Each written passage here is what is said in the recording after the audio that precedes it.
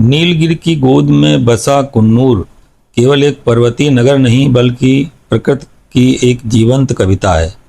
ऊटी से लगभग 20 किलोमीटर दूर स्थित यह स्थान अपनी हरियाली, चाय के बागानों और बादलों की अटखेलियों के लिए प्रसिद्ध है।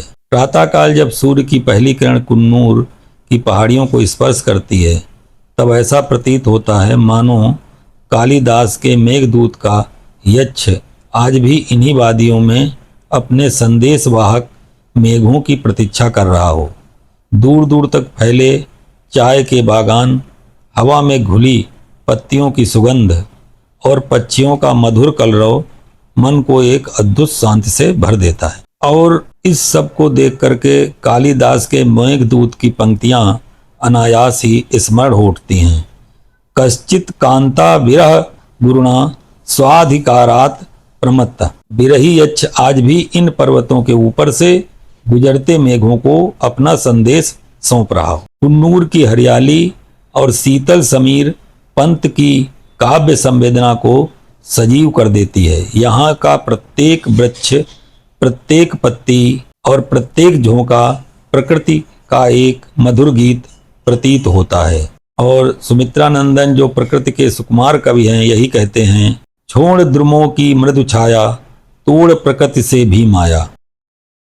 संध्या के समय जब डॉल्फिन्स नोच पर खड़े होकर दूर तक फैली पर्वतमालाओं को निहारते हैं, तब ऐसा प्रतीत होता है कि प्रकृति स्वयं कविता बन गई हो। चाय की प्याली के साथ यह अनुभव और भी गहरा हो उठता है। नीलगिरी के श्रमिकों और चाय बागानों में कार्यरत लोगों के श्रम को देखकर स्मरण हो आती है उनके अथक परिश्रम से यह धरती अपनी हरियाली को बनाए रखती है। और गोपाल दास नीरज का जीवन दर्शन भी यहाँ सार्थक प्रतीत होता है। कारवां गुजर गया गुबार देखते रहे। कुन्नूर हमें सिखाता है कि जीवन के कारवां के साथ चलना चाहिए। केवल स्मृतियों में ही नहीं, वर्तमान की सुंदरता में भी जीना चाहिए। हरबंस राय बच्चन की पंक्तियां मन को नई ऊर्जा देती हैं। जो बीत गई सो बात गई। इन पहाड़ियों के बीच बैठकर लगता है कि जीवन की अनेक चिंताएं और व्यथाएं वास्तव में क्षण भंगुर हैं। शिव मंगल सिंह सुमन का आशावाद भी कुन्नूर की वादियों में गूंजता है।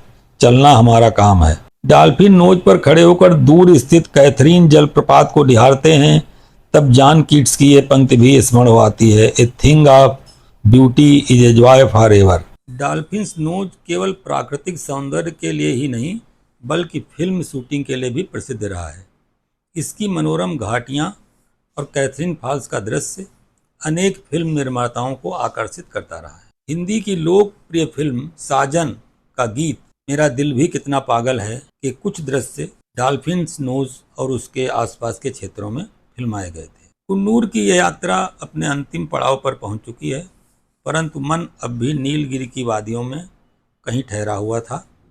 चाय के बागानों की हरियाली, डॉल्फिन्स नोज की ऊंचाइयां, धुंध से ढकी पहाड़ियां और प्रकृति की नीरवता ने जीवन को कुछ क्षणों के लिए ठहरना सिखा दिया था।